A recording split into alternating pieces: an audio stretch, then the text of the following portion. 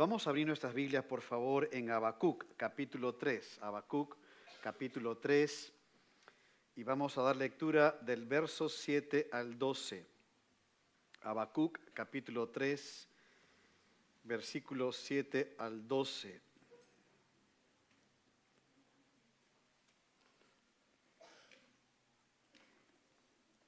Veamos qué nos dice acá la palabra del Señor. Habacuc, capítulo 3, versículo 7.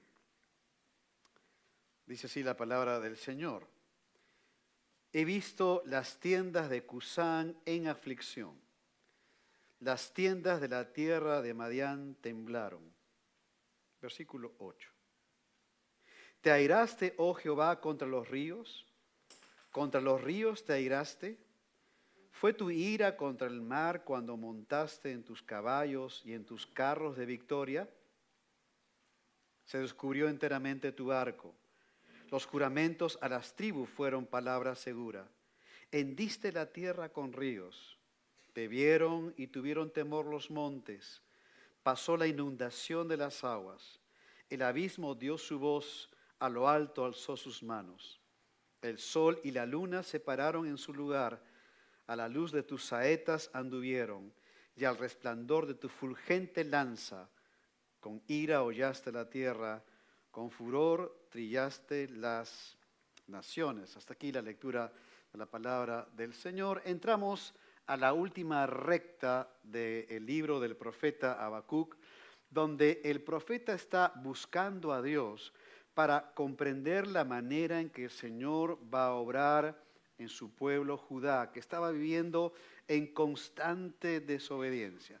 Cuando iniciamos el libro de Habacuc, el profeta va a decir que Judá está viviendo en violencia, iniquidad, la ley de Dios era debilitada, que la justicia no sale según la verdad y que el impío asedia al justo y que también hemos visto en otros lugares de la Biblia donde había idolatría. Es decir, cuando uno miraba la realidad de Judá en ese tiempo es que estaba viviendo constantemente en pecado y desobediencia al Señor. Habacuc quiere comprender qué es lo que Dios va a hacer con todo esto. Como también quiere asimilar la manera en que Dios va a usar a Babilonia, que era un imperio pagano, mucho más pecador que Judá. ¿Cómo puede ser Dios que uses a un pueblo más pecador que Judá para su disciplina? Entonces Dios ha ido tratando el corazón de su siervo, ha ido enseñándole, hablándole sus pensamientos, de tal manera que él ha podido ir metabolizando las enseñanzas que Dios mismo le ha entregado.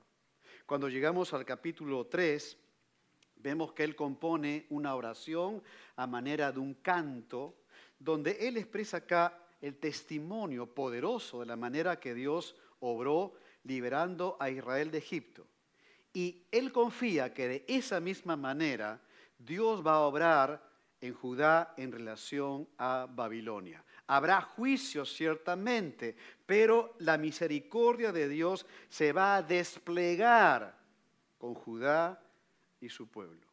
En la palabra de Dios queda claro que Dios es un Dios soberano, no hay imperio, no hay nación, no hay pueblo, no hay persona que se oponga a la obra de los planes del Dios eterno. Si tú miras conmigo el versículo 6, Habacuc 3:6, mira lo que dice la palabra de Dios acá. Se levantó y midió la tierra. Ese es Dios. Dios se levantó y midió la tierra. Era costumbre de los conquistadores de aquel tiempo que cuando iban conquistando tierras, iban midiendo las tierras conquistadas en el sentido de que ahora tenían más terreno adjudicado a ese pueblo, nación o imperio. Y aquí a Dios se presenta como un gran conquistador que es dueño de la tierra y que Él va a mostrar su poder y autoridad midiendo toda la tierra. Pero algo más, observa, miró, dice, e hizo temblar las gentes. Son gentes rebeldes. Y los montes antiguos fueron desmenuzados y los collados antiguos se humillaron, sus caminos son eternos. A diferencia de lo que el hombre hace y que da 10 pasos y piensa que ya tiene el control sobre todo, eso es temporal. Pero los caminos de Dios son eternos. Es decir, los planes de Dios van más allá de los siguientes 50, 100 o 200 años. Son eternos realmente. Y esto nos debe traer una quietud al corazón. Dado de que podemos enterarnos de cómo va el mundo, si ves algo de cómo va el mundo, ciertamente sabemos que va agitándose y confundido y con una serie de problemas serios realmente al cual el creyente puede moverle. ¿Qué va a pasar con mi futuro? ¿Qué será el futuro de mis nietos o de mis bisnietos? Pero resulta que aquí podemos ver a un Dios que está ejecutando su plan eterno, es soberano y podemos tener una quietud del corazón delante de este Dios que presenta las Escrituras. Y para Habacuc esto fue un tremendo desafío, por lo que se viene por delante. 15, 20 años después, Babilonia vendría con la primera ola de conquista y iría llevando los primeros cautivos hacia Babilonia, entre ellos estuvo Daniel, recuerden, y que ahora Habacuc, entendiendo todo lo que viene por delante, por más abrumadora que era la noticia y que va a haber llanto, va a haber dolor, va a haber familias enlutadas, va a haber un conflicto bélico, este hombre de Dios fue aprendiendo a descansar en su Señor. Y quiero que tomes en cuenta que Habacuc era un hombre que pisaba tierra. Él podía analizar bien la realidad. Él no se desenfocó de la realidad de ese tiempo. Él podía ver la situación económica de Judá, no estaba bien, la situación política, geopolítica, tremendo imperio, Babilonia, la situación espiritual de su pueblo. Él analizaba bien esa realidad. Sin embargo, él tuvo que ir aprendiendo que hay otra realidad en la cual él tenía que conducirse confiando en el Señor. Por eso es que en el capítulo 2 él dice, mas el justo por la fe vivirá. ¿Cómo va a vivir un creyente si solamente ve la situación lineal, horizontal de lo que pasa en esta vida? No podemos vivir. Tenemos que tener una realidad distinta que la palabra de Dios nos presenta y que es la realidad de lo que Dios es y lo que Dios hace en medio de este mundo. De tal manera que Habacuc en ese aprendizaje fue descansando en su Señor, reposando en su Señor y creyendo que ese Dios que es real, soberanamente está trabajando en su vida y soberanamente va a trabajar en Judá y soberanamente va a trabajar en toda la tierra. Por eso observa el versículo 19. Mira cómo Habacuc se fortalece en el Señor. Esto no fue fácil para él. El 3:19 dice, Jehová el Señor es mi fortaleza. Y eso lo dice cuando sabe todo lo que va a pasar. Esto no fue fácil para él, el cual hace mis pies como de ciervas y en mis alturas me hace andar. Una cosa es confiar en Dios en las pruebas menores. Otra es confiar en las contingencias mayores, y aquí es donde se encuentra el profeta Habacuc. Ahora, observa nuevamente el versículo 7 y 8, dice así, he visto las tiendas de Cusán en aflicción, las tiendas de la tierra de Madián temblaron. ¿Te airaste, oh Jehová, contra los ríos te airaste? ¿Fue tu ira contra el mar cuando montaste en tus caballos y en tus carros de victoria? Observa, por favor, un primer punto que vamos a ver que habla acerca de los opositores de Dios vencidos. Los opositores de Dios vencidos. Recordemos que aquí en el capítulo 3, Dios se presenta como un poderoso guerrero. Cuando hemos leído el versículo 6, se levantó y midió la tierra. Ese es Dios. Y mide la tierra justamente para adjudicarse la tierra porque es un poderoso guerrero. Ahora observa el versículo 8. Mira estas preguntas. ¿Fue tu ira contra el mar cuando montaste en tus caballos y en tus carros de victoria? Nótalo, la figura es la de un guerrero conquistador. Y Dios lo es un guerrero conquistador. Lo es contra sus enemigos y lo es contra sus opositores de la obra de Dios en nuestros tiempos. Recuerda que cuando el hombre cayó en el Edén, Satanás iba a levantar una simiente opositora a Dios. No solo gente inconversa, sino instrumentos satánicos abiertamente opositoras al Dios de la Biblia y a la obra del Señor de la palabra de Dios. De tal manera, por ejemplo, que en las Escrituras vamos a encontrar estos términos de enemigos y de Dios. Por ejemplo, cuando vamos al Salmo 68:1, observa lo que dice acá. Levántese Dios, sean esparcidos sus enemigos y huyan de su presencia los que le aborrecen. Y uno lee un salmo y dice, ¿qué enemigos? ¿No es cierto? ¿Qué enemigos? Aquellos opositores, los que le aborrecen, dice aquí la palabra del Señor. Ellos no solamente son inconversos, son abiertamente opositores al Dios de la Biblia y a la obra de Dios. Todo inconverso, según la Biblia, es un enemigo de Dios en el sentido que rechaza a Dios. Pero aquí estamos habiendo activamente opositores al Dios eterno. Mira ahora Nahum capítulo 1, versículo 2. Jehová es Dios celoso y vengador. Jehová es vengador y lleno de indignación. Se venga de sus adversarios, nótalo, y guarda enojo para sus enemigos. Observa nuevamente, hay gente que se opone abiertamente al Dios de los cielos y va a recibir el pago de ese extravío. Por cierto, Nahum capítulo 1, el siguiente versículo, habla de que Dios es tardo para la ira y es grande en poder.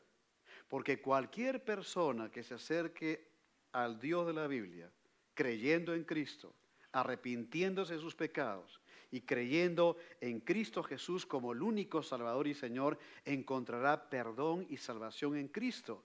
Por eso es que es tardo para la ira y grande en poder. Sin embargo, aquellos que se oponen y le rechazan abiertamente y que trabajan como hoy en día alrededor del mundo contra la iglesia de Cristo, tendrán el pago de su extravío. Dios en su justicia santa no pasará por alto a los enemigos del reino de Dios. Miren ahora Filipenses capítulo 3, versículos 18 y 19. Esto lo está diciendo Pablo en el contexto ya de la iglesia. Dice, porque por ahí andan muchos, nótalo, muchos, de los cuales os dije muchas veces, y aún ahora lo digo llorando. Miren el quebranto de Pablo. Ciertamente había pruebas. ¿Por qué? Dice, son enemigos de la cruz de Cristo. Enemigos de la cruz de Cristo. Sí, gente opositora al Evangelio de Jesucristo y a la iglesia de Cristo. De tal manera que Pablo aquí lo resalta. ¿Quiénes eran estos enemigos de la cruz de Cristo en el contexto de Filipenses? Está hablando de falsos maestros y no pensemos de falsos maestros como ahora, que algunos son famosos en esa falsedad, sino a gente que estaba dentro de las congregaciones, que podía aparentar ser cristiana, pero no lo era. Y los primeros cristianos tenían que discernir eso. ¿Quién era cada persona? ¿Es creyente en verdad? ¿Qué está enseñando? ¿Cómo vive? Mira lo que dice el versículo 19. El fin de los cuales será perdición. Claro, no son salvos. Cuyo Dios es el vientre, que es una expresión que da la idea de que viven para sus deseos nada más, sus placeres. Cuya gloria y su vergüenza, que solo piensan en lo terrenal. La gente opositora a Cristo es real hasta el día de hoy. Lo fue para el tiempo de Habacuc, como lo será para el tiempo futuro, como lo es para el tiempo presente. Ahora mira Habacuc 3:7. Se presenta a dos pueblos opositores de Dios. Miren lo que dice acá. He visto las tiendas de Cusán en aflicción. Las tiendas de la tierra de Madián temblaron. Observa, dos pueblos opositores a Dios, pero que ante la presencia de aquel Dios que es un guerrero poderoso, Cusán entró en aflicción y los de Madián temblaron. ¿Qué significa esto? Vamos a ver un ejemplo para comprender un poco más de qué manera se opusieron Madián y Cusán, que algunos asocian que son dos pueblos de una misma región, como decir la Molina Surco, digamos, están en Lima, ¿no es cierto? Mira ahora Números 31, 1 al 3. Dice así.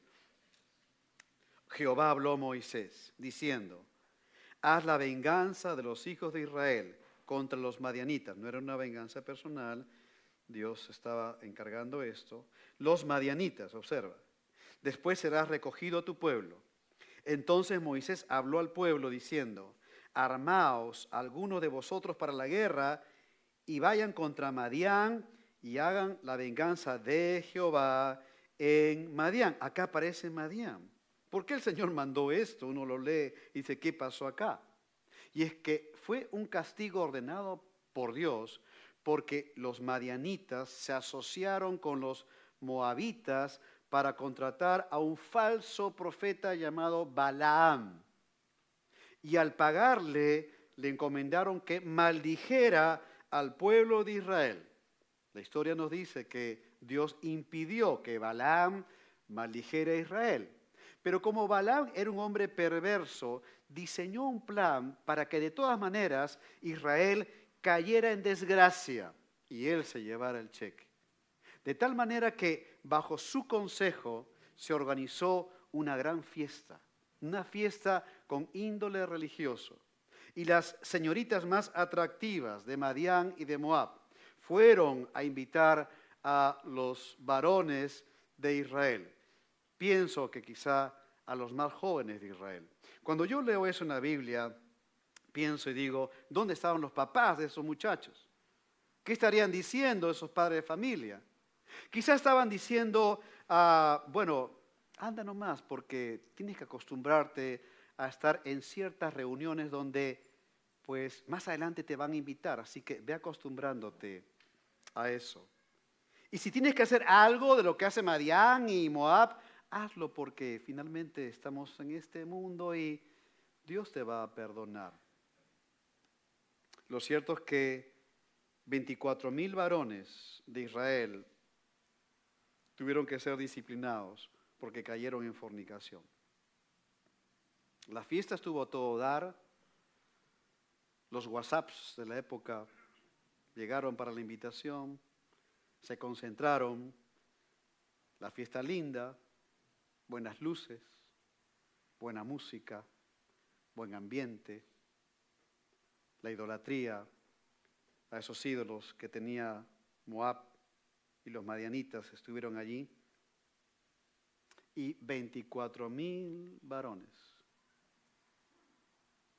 No sé si te pones a pensar cuántas señoritas hicieron abuelos a sus padres antes de tiempo. No sé cómo te pones a pensar cómo fue la consecuencia de eso. En todas las aristas que podemos pensar de esa situación. Los madianitas tramaron de una forma tan precisa para saber cómo entrar y normalizar algo que no era normal y llamar al pecado algo que podía hacerse porque era parte de la vida cotidiana, ¿no es cierto? Porque hay que vivir y hay que pues tener amigos y hay que disfrutar de la vida. Como hoy en día. En la iglesia de Cristo hay personas que pueden intentar normalizar lo que es pecado. Porque la palabra de Dios así lo muestra. ¿Qué escuchas? ¿Y qué es lo que tú con esa letra que escuchas realmente te deleitas? Por ejemplo, por poner un ejemplo. Ya has normalizado algo que abiertamente eso que escuchas, esa letra, ofende a Dios, al Dios de la Biblia, pero para ti es totalmente normal. Madián fue un opositor a Dios. Ahora, la misericordia de Dios está abierta para los madianitas. Dios es tardo para la ira, porque el suegro de Moisés fue madianita y Séfora fue madianita, pero ambos abrazaron la fe del Dios de la Biblia. Se convirtieron a Cristo, para ponerlo en términos del Nuevo Testamento, y los de Cusán no se quedaban atrás. Ambos, Madián y Cusán, estaban en la región de Etiopía. Lo cierto es que la Biblia los presenta como opositores a Dios. Y el texto bíblico dice, he visto las tiendas de Cusán en aflicción y las tiendas de la tierra de Madián temblaron. Temblaron ante el Dios verdadero que se presenta como acá, como un poderoso guerrero. Claro, ese es el Dios de la Biblia. No es un Dios pequeño, no es el Dios de mi imaginación. Y entonces en el versículo 8 dice, te airaste, oh Jehová, contra los ríos te airaste. Fue tu ira contra el mar cuando montaste en tus caballos. Ahí está el poderoso guerrero y en tus carros de victoria. Observa, porque aún ni los ríos ni el mar es obstáculo para Dios. En el versículo 9 dice, se descubrió enteramente tu arco, el arco de un guerrero. Los juramentos a las tribus fueron palabra segura. Qué precioso, porque mientras los pueblos opositores o gente se afligen, tiemblan finalmente, aunque aparenten que no, pero finalmente tiemblan y se afligen, la palabra de Dios, la palabra segura de Dios, no falla al cuidado de su pueblo, porque cuando acá la Biblia dice los juramentos a las tribus fueron palabras seguras, se refiere a las tribus de Israel, al pueblo de Dios. La palabra de Dios para su pueblo es segura. Para gente que es inconversa y se opone al Señor, hace temblar. Es como Cristo, la roca donde el creyente puede poner y es roca firme, pero es tropezadero a aquellos que no creen en Él. La misma roca que es Cristo es segura para el creyente. Para aquel que le rechaza es tropezadero, dice la palabra del Señor. Y esa palabra segura lo fue para las tribus de Israel, para Judá en el tiempo de Habacuc, como lo es para cada creyente que descansa y reposa en el Señor. Tenemos la palabra profética más segura, a la cual debemos estar atentos como una antorcha en medio de la oscuridad hasta que el día esclarezca. Tenemos esta palabra de Dios que es segura y es la única que te va a dar a ti, en medio de cualquier prueba o dificultad, la fortaleza para continuar viviendo perseverantemente en el Señor. La única palabra. La palabra del hombre es limitada. La palabra del hombre va y viene. El cielo y la tierra pasarán con las palabras del hombre, pero la palabra de Dios no pasará, porque es la palabra segura, segurísima. ¿Recuerdas lo que Cristo dijo en Juan 16:33? Estas cosas os he hablado para que en mí tengáis paz. Cristo había hablado de la venida del Espíritu Santo, había hablado que Él es la vid y sus discípulos son los pámpanos, ha hablado que el mundo nos va a aborrecer, pero que a Él le ha aborrecido primero. Entonces, al escuchar eso, Cristo dice a sus discípulos, estas cosas os he hablado. Tienen la palabra segura, mi palabra. ¿Para qué? Para que en mí tengáis paz. No parece que va a haber paz si es que nos dicen que nos van a aborrecer, ciertamente. Pero Cristo dice la palabra segura. La mente del hombre dice, no va a haber paz. En cambio, Cristo dice, va a haber paz. En el mundo tendréis aflicción, pero confiad, yo he vencido al mundo.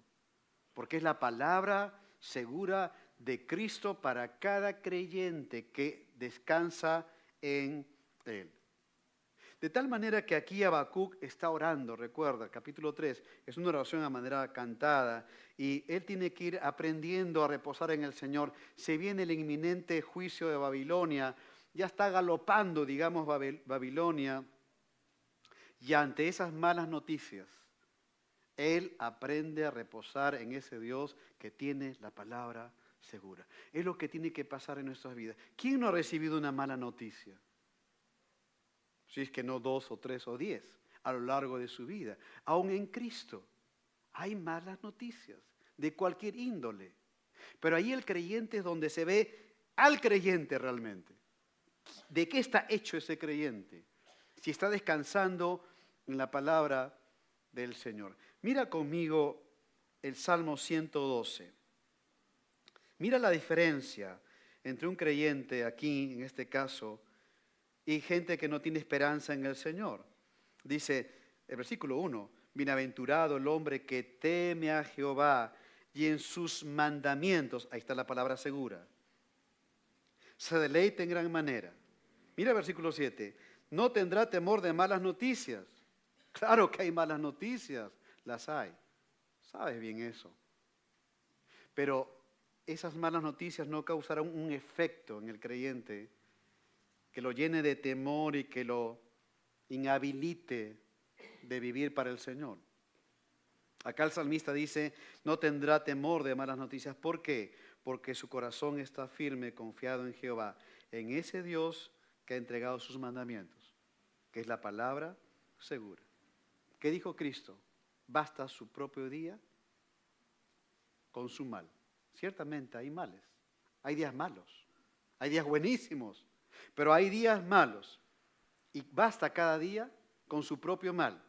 Y en esos días donde pareciera que la cosa no avanza y que nos enteramos de una u otra noticia, allí es donde tenemos que aprender a descansar en esa palabra segura.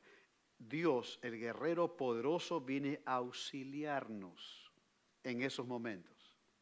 Mira ahora Salmo 68, la invitación a los pueblos. Recuerda, Dios es un guerrero poderoso, formidable. Mira el llamado a los reinos de la tierra. Cantad a Dios, cantad al Señor. Al que cabalga, ahí está el poderoso guerrero. Al que cabalga sobre los cielos de los cielos, que son desde la antigüedad. Y aquí dará su voz, poderosa voz. Atribuid poder a Dios. Sobre Israel es su magnificencia y su poder está en los cielos. Temible eres, oh Dios, desde tus santuarios, el Dios de Israel. Observen esto, Él da fuerza y vigor a su pueblo. Bendito sea Dios. Él da fuerza y vigor, amados hermanos, con su palabra formidable, su maravillosa palabra que es segura, y es la palabra del Señor. Los opositores de Dios vencidos. Pero en segundo lugar, observa ahora el dominio de Dios sobre la creación. Porque a lo largo del capítulo 3, Habacuc ha estado dando descripciones poéticas del poder de Dios y en este caso su poder absoluto y soberano sobre la creación. A tal punto que incluso los elementos más grandes que son ingobernables, como el monte es grande, ingobernable como el mar, reconocen la autoridad de su creador. Mira el versículo 9, versículo 10, al final del 9, hendiste la tierra con ríos, o sea, abriste la tierra con ríos, te vieron y tuvieron temor los montes, pasó la inundación de las aguas, el abismo dio su voz, es el abismo, son las profundidades del mar, a lo alto alzó sus manos. Estas son metáforas de la creación reconociendo al Creador. ¿Cómo puede ser que un monte, algo inanimado, ¿no es cierto? Las aguas, algo inanimado. Aunque no entendemos todo, la creación de Dios, hay cosas que la palabra de Dios nos dice que aún la creación inanimada da gloria a Dios. La creación se sujeta a Dios, depende de Dios. ¿Quién gobernó el latido de tu corazón durante toda la noche y madrugada? ¿Quién? ¿Pudiste hacerlo tú? No. Es el Señor, cada latido. Dios lo gobernó, porque Él tiene el control de todo. Hebreos capítulo 1, versículo 3, dice, quien sustenta todas las cosas con la palabra de su poder. El planeta Tierra, 5 a 10 grados se mueve y este planeta sería inhabitable. O sea, fritos literalmente todos por el calor del sol. Los días se acortarían en el sistema de traslación. Sería imposible vivir. 5 a 10 grados. ¿Quién controla todo esto? Es el Señor. Y aquí vamos a encontrar de que Habacuc muestra una manera extraordinaria en que Dios controló el tiempo y que Dios controló también con esa soberanía que Él tiene, la manera en que protegió a su pueblo cuando Josué combatió con los amorreos. Miren por favor en el Habacuc 3, 11 y 12 dice, el sol y la luna se pararon en su lugar. Tremendo es eso. ¿Cómo Dios pudo hacer eso? A la luz de tus saetas anduvieron y el resplandor de tu fulgente lanza Con ira hollaste la tierra, con furor trillaste las naciones. ¿Cuándo ocurrió eso? ¿Recuerdas a Josué? Miren Josué capítulo 10, versículo 12. Entonces Josué habló a Jehová el día en que Jehová entregó al amorreo delante de los hijos de Israel y dijo en presencia de los israelitas, mire esta oración tremenda, sol, detente en Gabaón y tú luna en el valle de Ajalón. Y el sol se detuvo y la luna se paró hasta que la gente se hubo vengado de sus enemigos. Es decir, Josué necesitaba más horas de luz para asegurar su victoria y Dios se la concedió. ¿Por qué? Porque Él tiene el control del tiempo y del universo. Ese es nuestro Dios, ¿cierto? Hermanos, si se nos viene más calor en las próximas semanas o meses, o frío, Dios tiene el control de esto. Aún los movimientos telúricos, de la forma tan desordenada que el hombre ha administrado la tierra con tanta prueba nuclear y que ha movido las placas del mundo entero. Aún con eso, tan negligente el hombre que juega a ser Dios, soberanamente Dios está en control. La creación y las naciones rebeldes finalmente están sujetas a Dios. El imperio de Babilonia, que ahorita se jactaba de su poder, quedaba empequeñecido frente a la inmensidad de Dios. Y Habacuc ha ido siendo entrenado por Dios para entender todo esto y aplicarlo a su vida cotidiana. No le fue fácil. Si tú ves el versículo 16 del capítulo 3 de Habacuc, no le fue fácil a este hombre. Esas lecciones tuvieron que entrar por vía del Señor, del Espíritu Santo. Imposible asimilarlo por cuenta propia. En el versículo 16 dice, oí y se conmovieron mis entrañas, a la voz temblaron mis labios.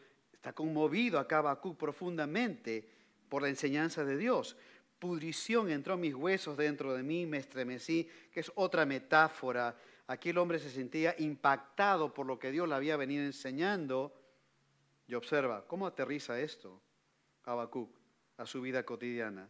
Si bien estaré quieto en el día de la angustia, cuando suba al pueblo el que lo invadirá con sus tropas. Sí, sabía que Babilonia se venía. Y todo esto que tenía conocimiento de Dios, tenía que aplicarlo en el día de la angustia. ¿Cómo termina esta porción de Habacuc?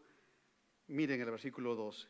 Con ira hollaste la tierra y con furor trillaste las naciones. Y ahí está Dios marchando, recuerda, ese poderoso guerrero está hollando y trillando, sometiendo a pueblos rebeldes que se están oponiendo a Dios insistentemente. No quieren saber de la misericordia de Dios. No quieren conocer a ese Dios que es tardo para la ira. Y recuerdan con Nahum, ahí está Siria, después viene Babilonia, después viene Persia, Grecia, Roma, el imperio romano. Todos imperios que finalmente tuvieron que entender que hay un Dios de los cielos y se sometieron a Dios. El nuevo imperio romano de hoy en día, que va resurgiendo según el libro de Apocalipsis, esa coalición de naciones donde el anticristo ha de gobernar y usarlas para sus planes malignos. Ese nuevo imperio romano que hoy en día se va construyendo ya, no podrá contra este Señor, el gran Rey, Cristo Jesús, que viene por segunda vez. Porque el Rey viene. Y viene como un poderoso guerrero para instaurar su reino milenial. Y donde el creyente tiene que reposar en este Dios de la Biblia. Y aun cuando haya pruebas personales o más allá de nuestras fronteras y sepamos de acontecimientos mundiales que no son tan agradables, nos podemos fortalecer en el día de la angustia y estar quietos en el día de la angustia. Y aunque nuestros ojos vean una realidad, sí, lo que vemos ahora, y analizamos y pensamos, hay una realidad distinta, que es la realidad del Dios de la Biblia, la manera en que quiere obrar en medio de su pueblo para vivir para Él y para su gloria y para su sola exaltación. Gracias a Dios que en la cruz Cristo ganó nuestra victoria, hermanos. Por eso dice la Biblia que somos más que victoriosos por medio de aquel que nos amó. En la cruz Cristo venció al pecado y Cristo venció a la muerte y Cristo venció al infierno. De tal manera que el creyente puede vivir victorioso confiando y descansando en el Dios de la palabra del Señor. Vamos a orar.